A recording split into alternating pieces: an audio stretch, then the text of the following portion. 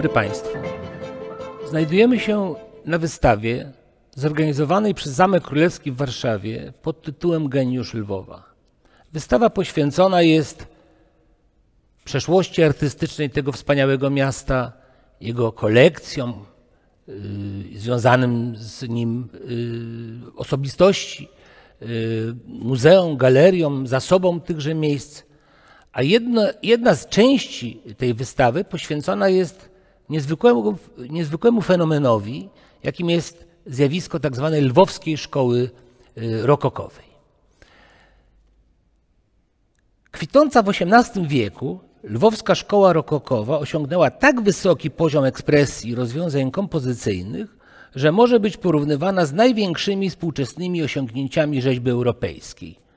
Są to słowa wybitnego uczonego amerykańskiego Thomasa da Costy Kaufmana, wielkiego znawcy sztuki Europy Środkowej, które niewątpliwie zachęcają do zgłębiania fenomenu rzeźby doby rokoka powstającej w Lwowie. Metropolii Polski Południowo-Wschodniej i ówczesnej stolicy województwa ruskiego.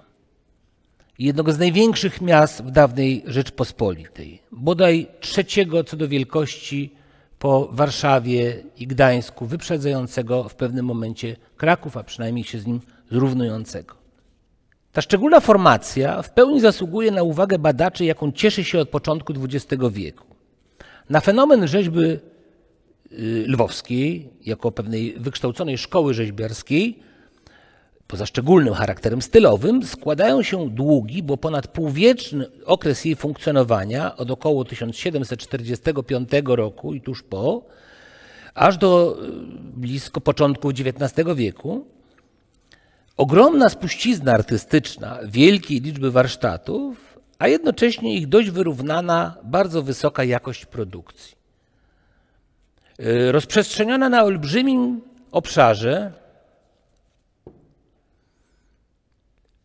tu pokazuję mapę dawnej Rzeczpospolitej, jest to obszar południowo-wschodniej Rzeczpospolitej z województwem ruskim, zaznaczonym tutaj na ciemnoróżowo, z Lwowem oczywiście jako naczelnym ośrodkiem, ale także sąsiednimi województwami wołyńskim, województwami dalej Polski Południowo-Wschodniej i na zachód wchodziło tutaj także województwo lubelskie, a nawet część, jak się niedawno okazało, województwa mazowieckiego oraz bardzo ważne dla zwłaszcza późnej fazy produkcji, która cechowała szkołę lwowską, województwo sandomierskie. A więc zasięg tej lwowskiej szkoły rzeźbiarskiej sięgał aż po linię Wisły na zachodzie i okolice Białegostoku na północy, a na wschodzie w zasadzie granicy z państwem moskiewskim i Lennami Turcji. Język stylowy lwowskiej szkoły rokokowej cechowała przede wszystkim niezwykle wybujała ekspresja, przejawiająca się w traktowaniu ogólnej kompozycji grup rzeźbiarskich, tak jak tutaj właśnie w tej rzeźbie w Bohorodczanach, w ukrzyżowaniu wspaniałym, czy też w projekcie poszczególnych figur, jak tu w Chorodence, czy w innym miejscu w Leżajsku. W śmiałym poszukiwaniu właściwej formy, ujęcia brył, szczegółów anatomicznych, tutaj głowy dwóch figur, z jednej strony Piotra Polejowskiego, z drugiej Antoniego Osińskiego, czołowych przedstawicieli tej szkoły, a zwłaszcza okrywających ciało draperie. I tutaj wracam choćby do tych rzeźb Antoniego Osińskiego z Leżajska. Te draperie, zupełnie niekonwencjonalne, wyabstrahowane od pozy i ruchu postaci, uniezależnione od przeczuwanej siły grawitacji, odznaczają się szczególnym potraktowaniem faktury, zatracając naturalną miękkość, a przeistaczając się w materię kruchą, sztywną i łamliwą. Porównywana ona była przez rozmaitych badaczy do struktury kryształu, do nakrochmalonej i łamanej tkaniny. Czasami budziła porównania z łamanym papierem lub silnie giętymi arkuszami blachy. Problematyka kształtowania draperii słusznie wyróżniana była jako jeden z czołowych kwestii, zagadnień naukowych w rzeźbie lwowskiej i jako jej z drugiej strony diferencja, specyfika. I w zrozumiały sposób najbardziej interesowała badaczy. Jednocześnie trzeba zwrócić uwagę na ogromną wagę, jaką przywiązywali rzeźbiarze lwowscy do partii anatomicznych. Czasami deformowanych, a czasami, tak jak tutaj w przypadku tych dolorystycznych wizerunków Chrystusa, czy to z krucyfiksu z kościoła świętego Marcina w Lwowie, czy z rzeźby z kościoła dominikanów w Lwowie. Ale proszę jednocześnie zwrócić uwagę, że ta deformacja, ta ekspresja, która bywało, że zatracała właściwy kształt obrazowanego przedmiotu, obrazowanego przedstawienia, tak jak w przypadku tego lwa, którego pokazuje w tej chwili z Chodowicy, autorstwa Pinzla, który właściwie nie wiadomo, czy jest jeszcze zwierzęciem, czy już jest właściwie ornamentem. Z drugiej strony, a to zdjęcie obok, rzeźba Jupitera z dekoracji ratusza w Buczaczu Johanna Georga Pinzla operowała doskonałą znajomością anatomii. I tu właśnie chciałbym dotknąć jednego z mitów, który czasami jest wiązany z rzeźbą lwowską. To nieprawda, że ci rzeźbiarze nie znali podstaw bliskich podstawom akademickim, być może nie kończyli Akademii Europy Środkowej czy Zachodniej. Niemniej jednak ich studium modela, studium żywego człowieka, studium natury jest bardzo bliskie akademickie. I jeśli ekspresja wybija się na plan pierwszy, to dlatego, że za nią stoi znakomite opanowanie anatomii, znakomite opanowanie obserwacji natury.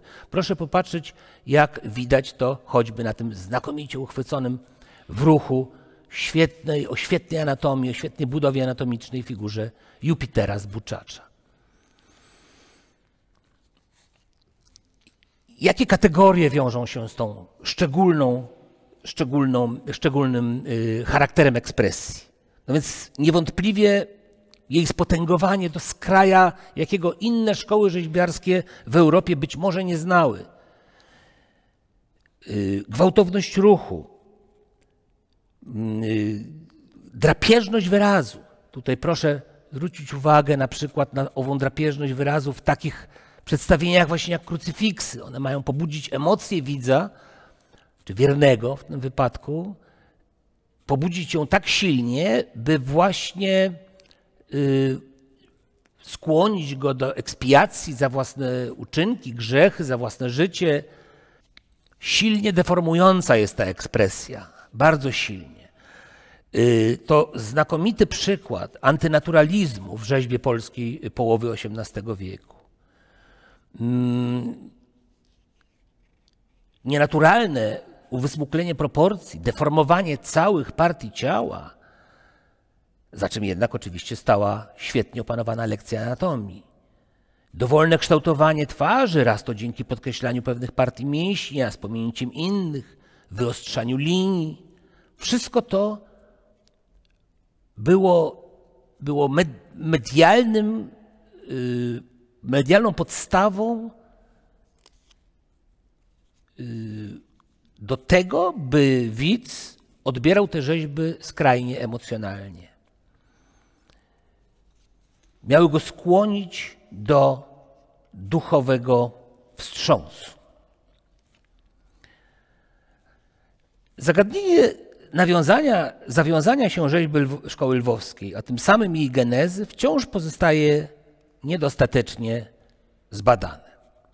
Fenomen ten próbowano tłumaczyć rozmaicie, a to rzeźbą, rzekomą obecnością w Lwowie hiszpańskiego mistycyzmu, a to związkami z rzeźbą późnogotycką, a to w końcu samorodnym wykwitem nowego stylu. Jednak jak się wydaje, geneza rzeźby lwowskiej wiąże się ze środkowoeuropejskim pochodzeniem głównych jej twórców. Na miano protagonistów lwowskiej formacji rokokowej w okresie jej początków i ugruntowywania zasługują bowiem artyści o niemiecko brzmiących nazwiskach pochodzący z krajów Imperium Habsburskiego, a ściśle mówiąc krajów, przede wszystkim krajów austriackich, podległych władzy cesarza, tworzących od lat 40. XVIII wieku silną kolonię na terenie Lwowa i innych miast regionu, a pozostających ze sobą w bliskich związkach zawodowych, towarzyskich czy wręcz rodzinnych. Owocowały one specyficznym, bo kolektywnym sposobem organizacji pracy.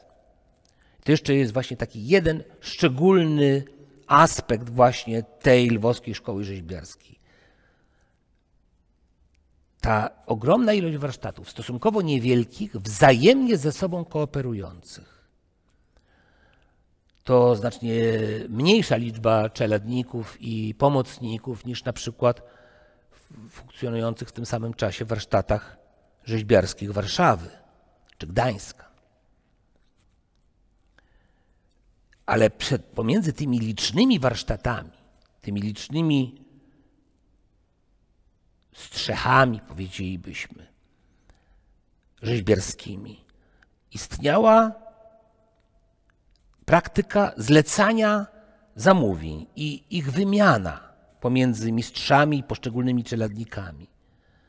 Więc to podzlecanie zamówień i owa wymiana, czy też właśnie tworzenie tak zwanych konfraterni rzeźbiarskich, czyli na użytek, na potrzebę jednego konkretnego zamówienia, takie skrzykiwanie się, można powiedzieć, warsztatów rzeźbiarskich i pod egidą jednego bądź dwóch mistrzów tworzenie takich wystrojów, jak choćby wspaniały, bardzo bogaty wystrój kościoła dominikanów w Lwowie. To były takie czasowe, można powiedzieć, czasowe spółki warsztatowe, które zawiązywały się celem wykonywania większego zamówienia. I wydaje mi się, że jest to właśnie jedna z przyczyn unifikacji stylowej tej formacji i wykształcenia się szkoły w rozumieniu zachodnioeuropejskim tego słowa. Jednocześnie wobec wspomnianego procederu, tej dyfuzji odbywającej się pomiędzy warsztatami, powtarzam jeszcze raz, bardzo licznymi warsztatami, w Lwowie działało ich w pewnym momencie w jednym czasie kilkanaście, to bardzo dużo, ale bardzo niewielkich z drugiej strony. Otóż wobec wspomnianego procederu dziś bardzo niezwykle trudno dociec właściwego autorstwa poszczególnych dzieł czy ich składowych. I tutaj taka uwaga, że problematyka atrybucyjna rzeźby lwowskiej zajmowała badaczy od dawna, od początków badań nad tym zjawiskiem, od lat międzywojnia, aż po dzisiejsze czasy, choć obecnie badacze większą wagę przywiązują właśnie czy to do fenomenu rzeźby lwowskiej, czy to do kwestii warsztatowych, czy społecznych w końcu, czy może przede wszystkim do genezy tej rzeźby. A u genezy rzeźby lwowskiej stanęła grupa rzeźbiarzy pochodzących, tak przynajmniej uważam, z Niemiec południowych bądź z Górnej Austrii. To stamtąd najczęściej przychodzili ci, którzy stali u początków tego zjawiska w Lwowie. Do tego dochodziły jeszcze Czechy, bardzo ważny ośrodek z Pragą na czele.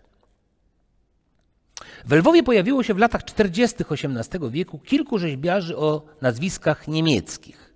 To przede wszystkim znani doskonale ze swej twórczości Sebastian Fesinger, tutaj pokazuje jego bodaj pierwsze polskie dzieło, jakim jest plakieta alabastrowa ze świętą Marianną, Johann Georg Pincel oraz ci, z którymi nazwiskami nie udało się autorytatywnie związać żadnych konkretnych dzieł, jak Michael Würzer, Johann Grab, Christian Seiner, Johann Becher czy Georg Marquardt.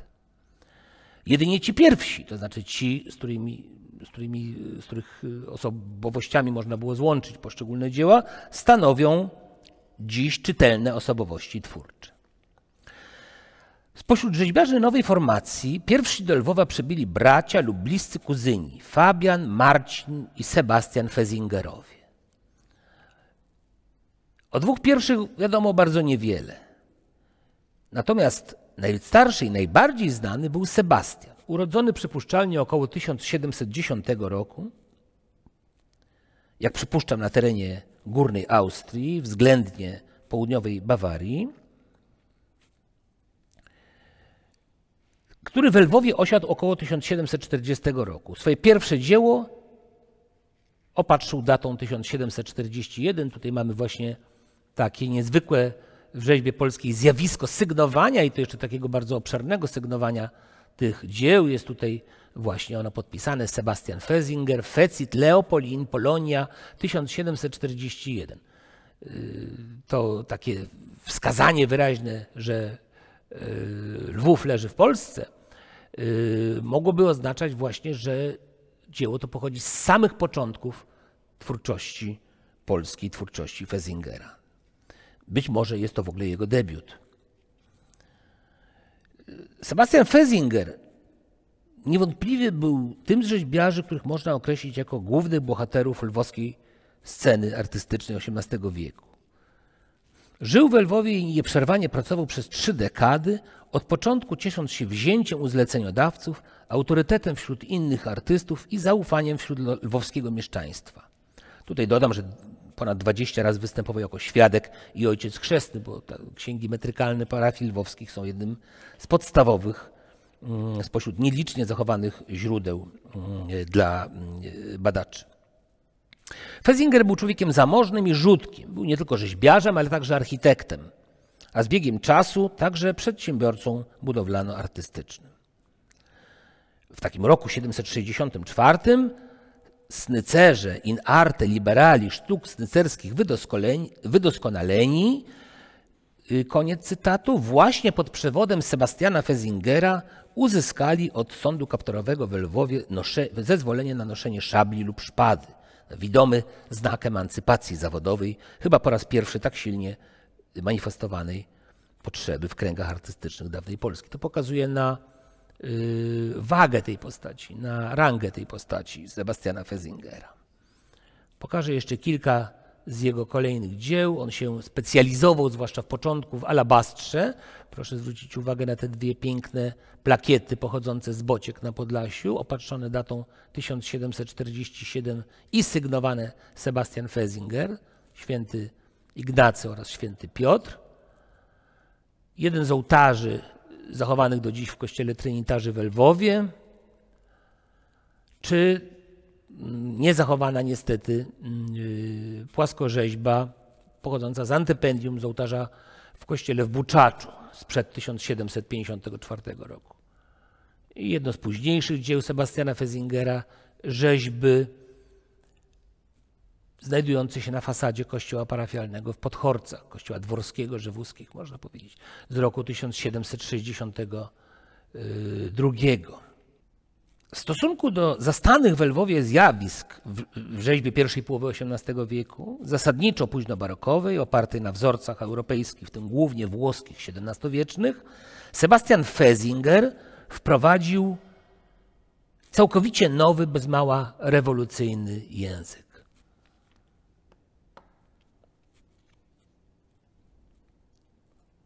Zarówno rzeźby pełne, jak i reliefy są komponowane znacznie śmielej niż przedstawicieli poprzedniej generacji, zyskują swobodną strukturę bryły i stają się niejako otwarte na otaczającą przestrzeń.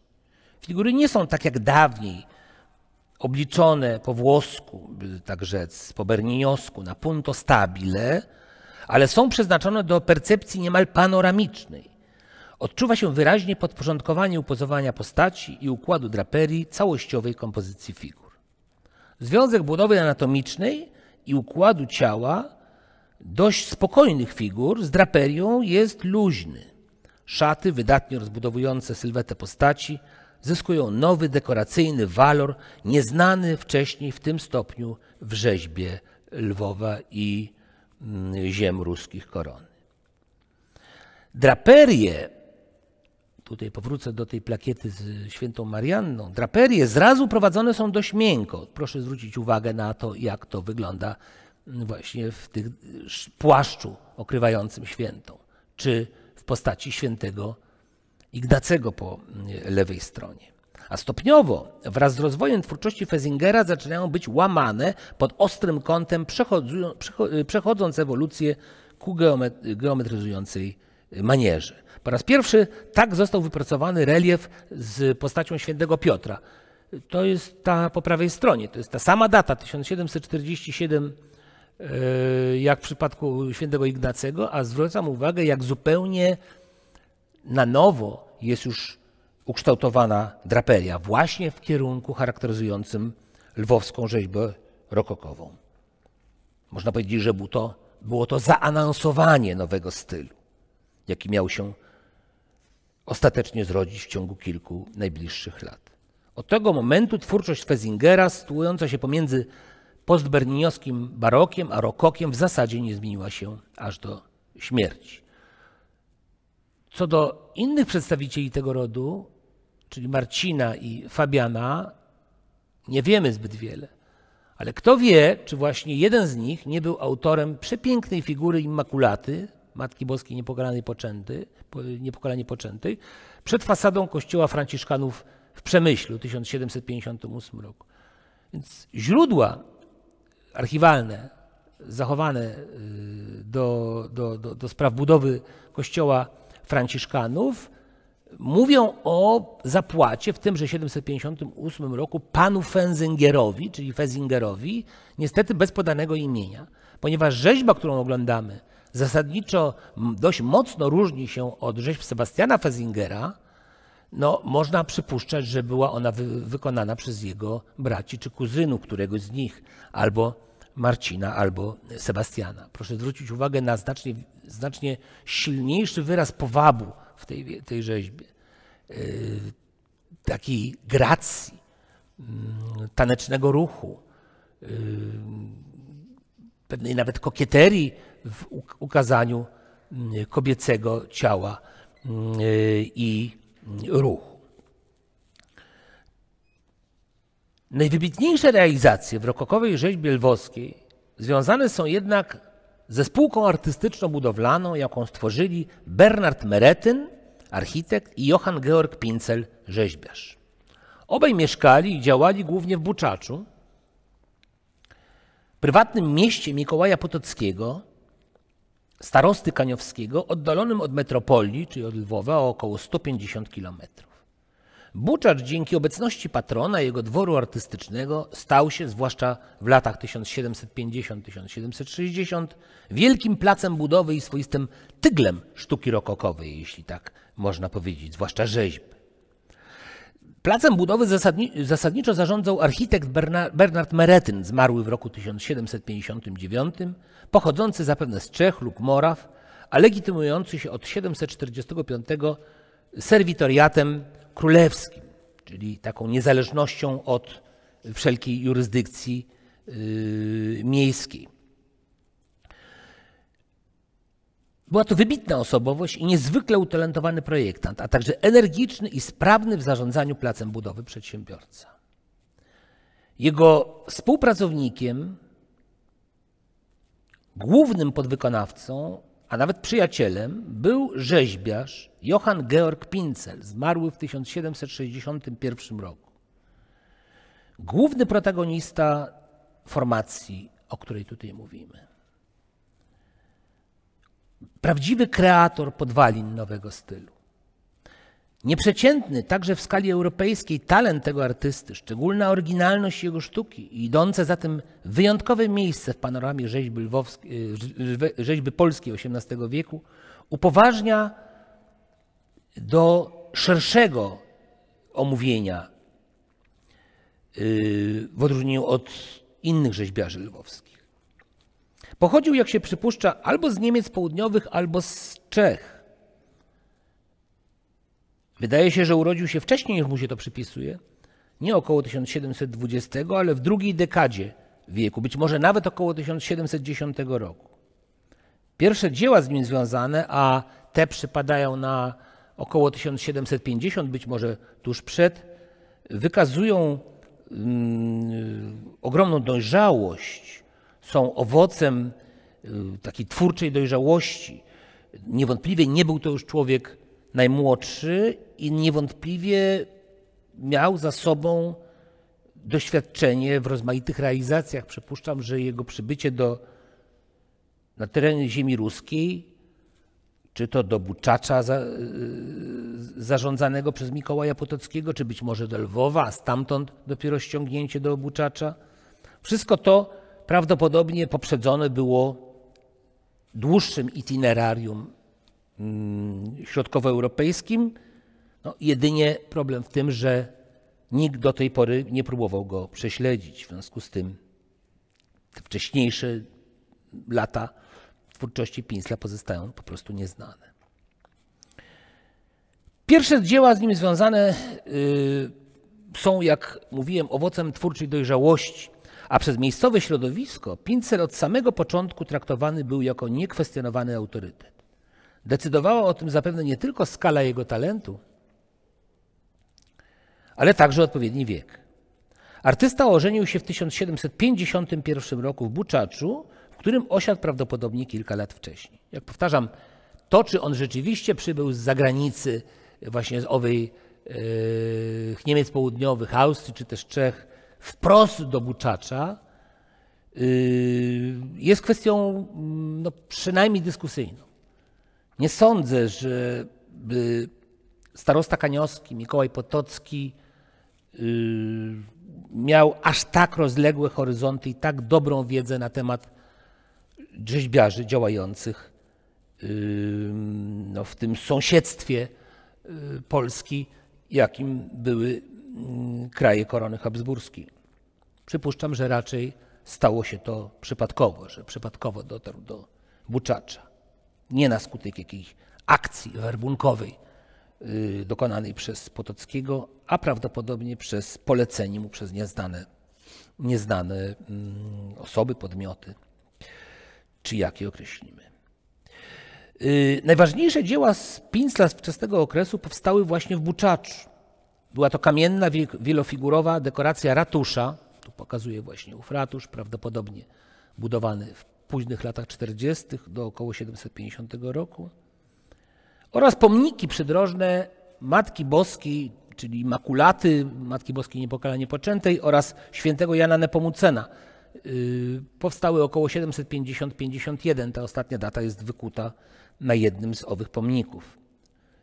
Figury zostały zniszczone w okresie komunizmu, dziś zastąpiły je kopie, ale ja pokazuję Państwu zdjęcia sprzed 1939 roku. W późniejszych latach Pinzel pracował głównie dla kościołów. I tak w latach 1751-1754 stworzył wspaniały wystrój kościoła w Chodowicy koło Lwowa. To jest jeszcze ratusz w Buczaczu ze swoimi rzeźbami, a to właśnie niezachowany do dziś ołtarz główny kościoła w Chodowicy, z którego pochodzą szczęśliwie zachowane rzeźby. Już wcześniej pokazywany przeze mnie krucyfiks oraz ta oto grupa ukrzyżowania z Matką Boską i Świętym Janem, prezentowane obecnie na wystawie poświęconej właśnie rzeźbiarzowi Pinzlowi i jego wystrojowi kościoła w Chodowicy w Zamku Wawelskim. I tu pokazuję kolejne rzeźby z Chodowicy. To ofiara Abrahama i Samson z lwem, zupełnie niezwykłe, tak tematycznie, jak i w rozwiązaniu kompozycyjnym, w rozwiązaniu ruchu, w stosunku draperii do anatomii. Tu jeszcze jest fragment ambony i także z ambony pochodzące rzeźby Starego i Nowego Testamentu. W końcu wystrój kościoła misjonarzy w Chorodence na Pokuciu, około 1755-1756, również nieistniejący do dziś. Pokazuję Państwu ołtarz główny, który był prawdziwym arcydziełem, a rzeźby pochodzące stamtąd, szczęśliwie zachowane, szczątkowo, ale zachowane w zbiorach Lwowskiej Galerii Obrazów, są dowodem na wybitny talent Pinzla. Tu pokazuję częściowo fotografię oryginału sprzed 1939 roku, a częściowo zachowane fragmenty prezentowane przez Lwowską Galerię Obrazów. Wspaniałym dziełem sztuki, wybitnym dziełem rzeźbiarskim Pinzla, wykonanym we współpracy z Bernardem Meretynem jako architektem, jest wystrój rzeźbiarski kościoła świętego Jura, a właściwie grekokatolickiej katedry świętego Jura w Lwowie. Oto figury świętych Leona i Atanazego. Oto wybitna, jedna z najlepszych w ogóle rzeźb rokokowych lwowskich, jaką jest figura świętego Jerzego, konny posąg, jeden z najlepszych konnych posągów, o ile nie najlepszy, w całej rzeźbie nowożytnej polskiej z lat około 1759-61. I co ciekawe, model do niego, model zachowany w zbiorach Narodowego Muzeum Ukraińskiego w Lwowie. Pinzel takich modeli wykonywał więcej, między innymi zachowały się modele do rzeźb z kościołów w Chorodęce i kościołów w Monasterzyskach, tak jak prezentowany tutaj na zdjęciu Dawid, niewielka figurka, a zachowały się one w zbiorach Bayerisches Nationalmuseum w Monachium, odnalezione przed kilkunastoma laty przez nieżyjącego już uczonego niemieckiego Petera Folka. Pokazuję jeszcze rzeźby wolnostojące, między innymi taką oto figurę Immaculaty z około 1750 do 60, z pomnika w Lwowie również już niestety nieistniejącą. Pinzel nazywany jest ojcem rzeźby lwowskiej. Nie bez racji. To w jego twórczości uczeni odnajdują w największym stopniu differentia specifica rzeźby lwowskiej, czyli łamaną sylwetę w typie figura serpentinata, skrajnie poskręcaną w wielu płaszczyznach. O równowadze pomiędzy owymi skrętami, o równowadze w siłach ciążenia i o szczególnym rodzaju kontrapostu. Głowy Pinzla o wyraźnych, głęboko ciętych rysach, twarze wewnętrznie skupione, natężone w wysiłku duchowym, często zdeformowane dla zwiększenia efektu ekspresji. Draperie z kolei, owijające niczym kokon korpus, biodra, nogi, często płaskie, szerokie, ostro cięte połami o pogrubionych krawędziach, nakładającymi się na siebie niejako kolejnymi planami fałdów. Już najwcześniejsze dzieła Pinzla, na przykład figury ratusza w Buczaczu, pomniki z Buczacza i Lwowa, jak te pokazywane tutaj przeze mnie, jeden we fragmencie, wykazywały znakomitą klasę artystyczną, typową dla nich skrajną ekspresję i silnie emocjonalny wyraz. W pracach pokazywanych tutaj, czyli z samego początku polskiego etapu twórczości, czy w ogóle twórczości, tkanina ciągle jeszcze ma w sobie późnobarokową mięsistość.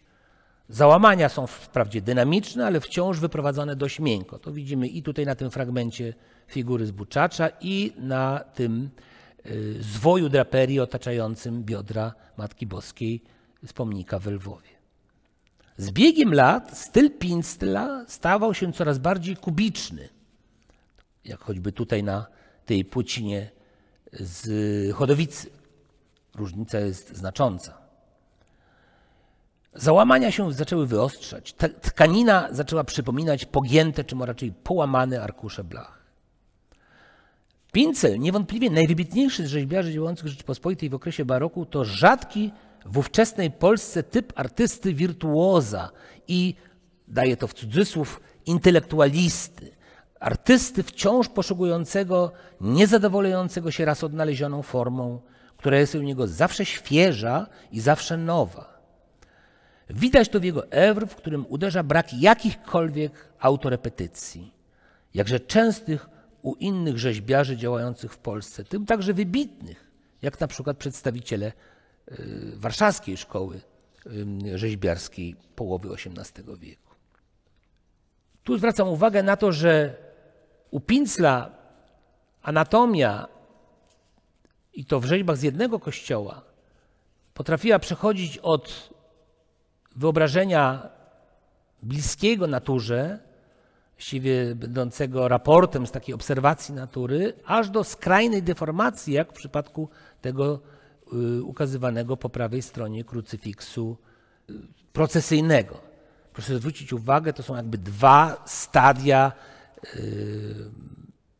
obserwacji i transpozycji natury. Z jednej strony właśnie bardzo ekspresyjny, ale wciąż jeszcze pozostający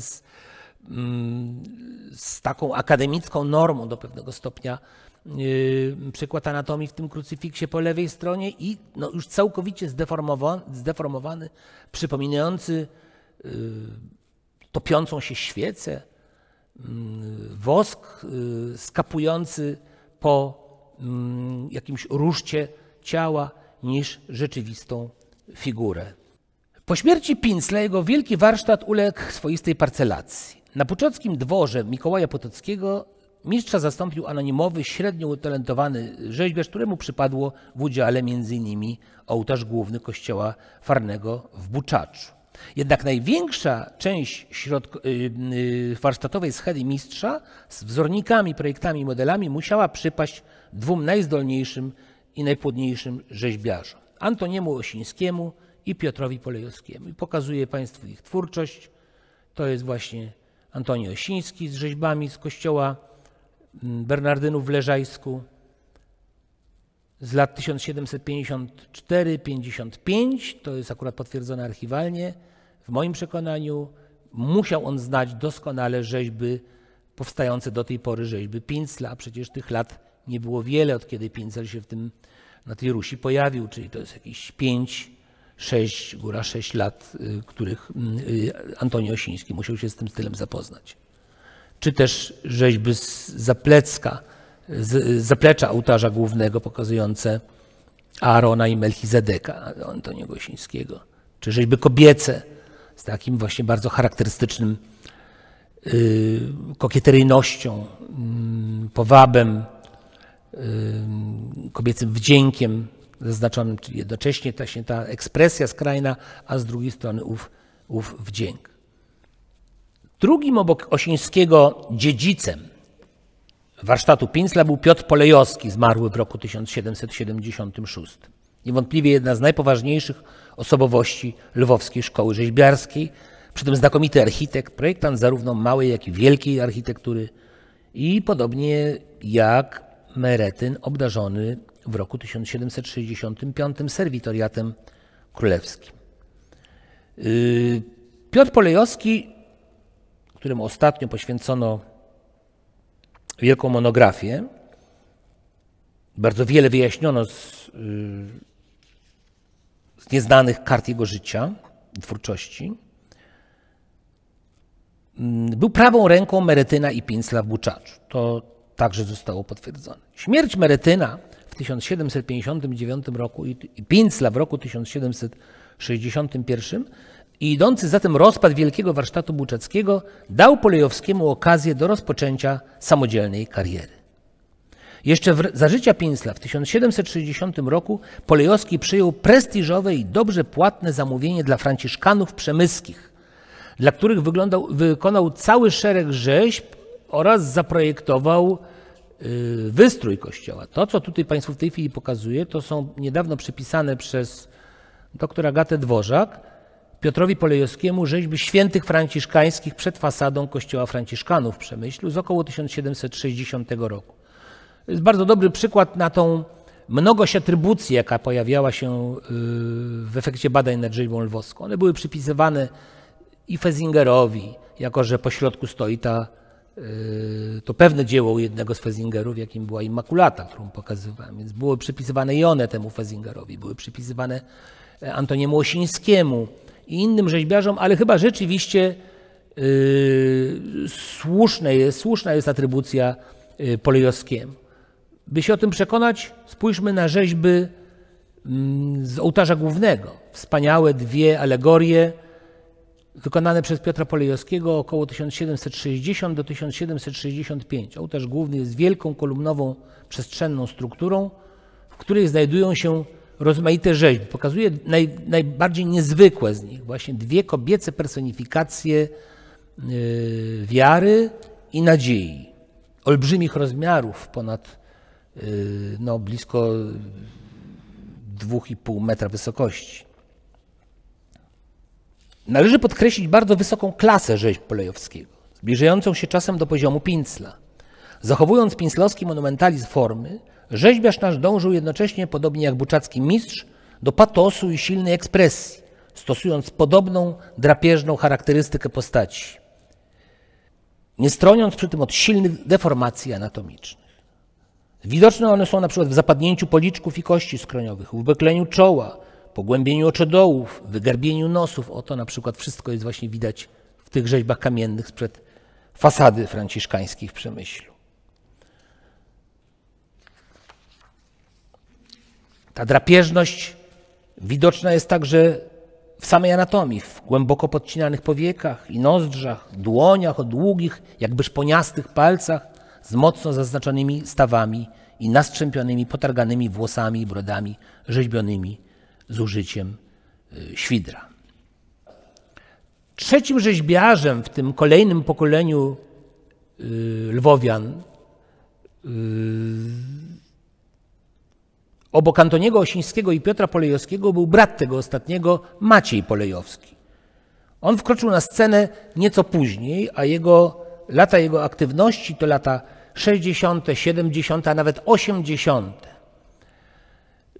Chciałbym pokazać tutaj rzeźby z kościoła Paulinów we Włodawie. Powstały właśnie bardzo późno, w latach 80., kiedy w pozostałych częściach Rzeczypospolitej, zwłaszcza w Warszawie, królował już zdecydowanie neoklasycyzm z zupełnie innymi pryncypiami w zakresie tworzenia i strukturyzowania rzeźby. Proszę zwrócić uwagę na następujące elementy.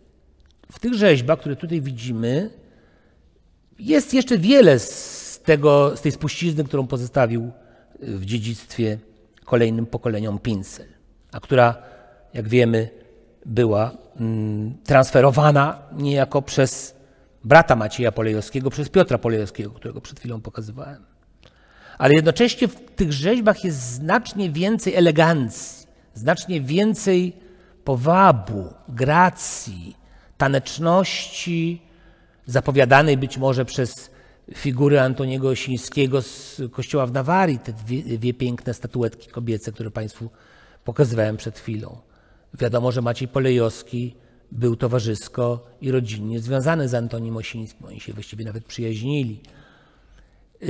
Ale Polejowski swoje postacie dodatkowo uwysmukla, a stosując często biel w miejsce polichromii, bądź biel ze złoceniem, upodabnia te figury do jakby porcelanowych statuetek z ówczesnych manufaktur zachodnioeuropejskich.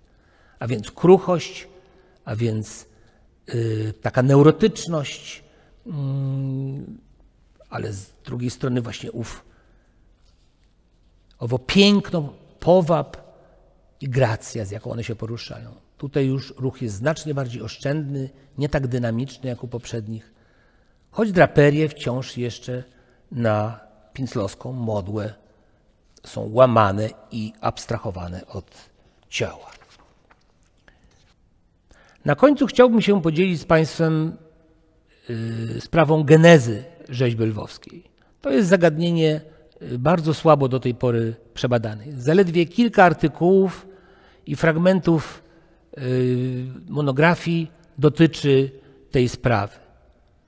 Kiedy mówimy o genezie rzeźby lwowskiej, to mam na myśli przede wszystkim genezę twórczości dwóch jej najważniejszych protagonistów tej pierwszej heroicznej, by tak rzec, generacji, tych ojców założycieli tej szkoły lwowskiej. No bo ci późniejsi, jak Piotr Polejowski, jak Maciej Polejowski, Antoni Osiński, czerpali już z dorobku Pinzla i Fesingera i twórczo go przekształcali, rozwijali, wchodzili z nim w dyskusję. Ale skąd wzięła się ta szczególna, nieznana w innych miejscach Rzeczpospolitej maniera? Skąd wziął się ów styl? Artystą o wielkim obyciu i znajomości ważnych zjawisk we sztuce Europy Środkowej był Pincel. Choć brak przesłanek źródłowych, możemy jednak spróbować odtworzyć jego edukacyjne itinerarium. Najważniejszy udział w kształtowaniu szczególnego pinslowskiego stylu odegrało niewątpliwie środowisko czeskie. Już dawno wskazywano na związki naszego rzeźbiarza z twórczością wielkiego Czecha, jakim był Matthias Bernhard Braun. Skojarzenie stylu obu wybitnych przedstawicieli nurtu ekspresyjnego w Europie Środkowej, dokonane ongiś przez Zbigniewa Hornunga, zostało słusznie zaakceptowane przez większość autorów. Tu proszę popatrzeć na zależność Pinzla od Brauna, choćby właśnie w kształtowaniu krucyfiksów. Tutaj z jednej strony pokazuje krucyfiks kościoła świętego Klemensa w Pradze Brauna, a z drugiej strony krucyfiks Pinzla w Buczaczu. Widać tutaj inspirującą rolę braunowskiego aktu męskiego. Typ ascetycznego ciała, ukozowanego radykalnie, niemal drapieżnego w swojej ekspresji, wszechobecny w repertuarze Pinzla, wywodzi się od licznych rzeźb powstałych pod dłutem Brauna, wychudłych, o zwiotczałej skórze i mięśniach, niegdyś krzepkich, teraz jakby zapadłych.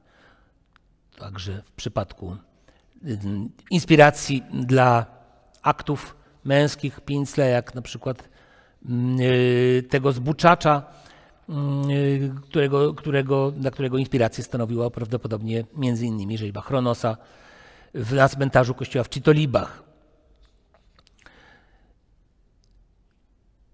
Czy w tworzeniu tych przestrzennych, niezwykle rozbudowanych, wieloplanowych figur anielskich, bądź też figur anachoretów, ascetów, świętych, niesionych w ekstazie duchowej, gdzie przykładem takiej inspiracji jest rzeźba świętego Judy Tadeusza z Narodniej Galerii, obecnie wobec rzeźb Pinzla w Chorodence.